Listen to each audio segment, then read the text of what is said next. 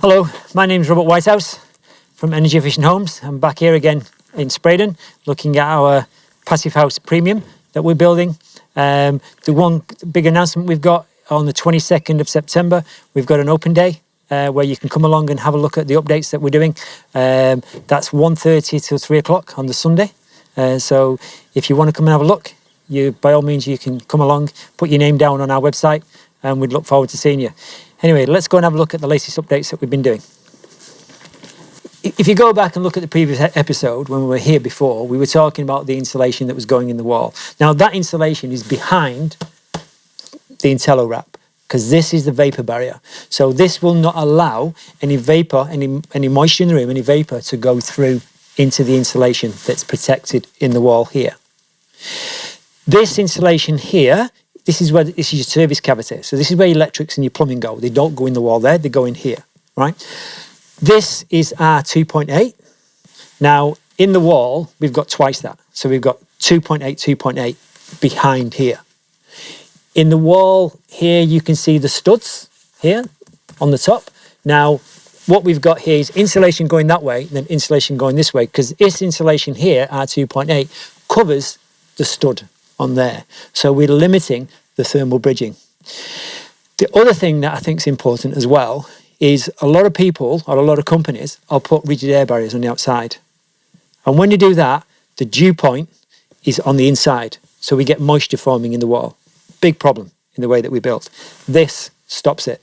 Because when you've got your dew point in the wall, you've got a big risk of mold forming. So what this does here, it works on a ratio of 2:1. And the reason we've got, when I say 2:1, approximately 2:1. So the reason we've got 2.8 here is we've got twice that behind it in the wall. So the dew point would be in there. Now, this won't get affected by moisture because it'll stay warm with the room. The dew point will be in the outside wall.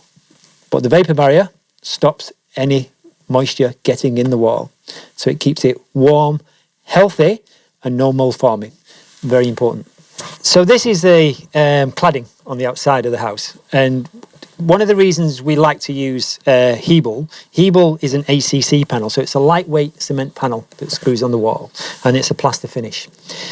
The benefits of us using Hebel is it's a closed system. So here it's closed at the bottom.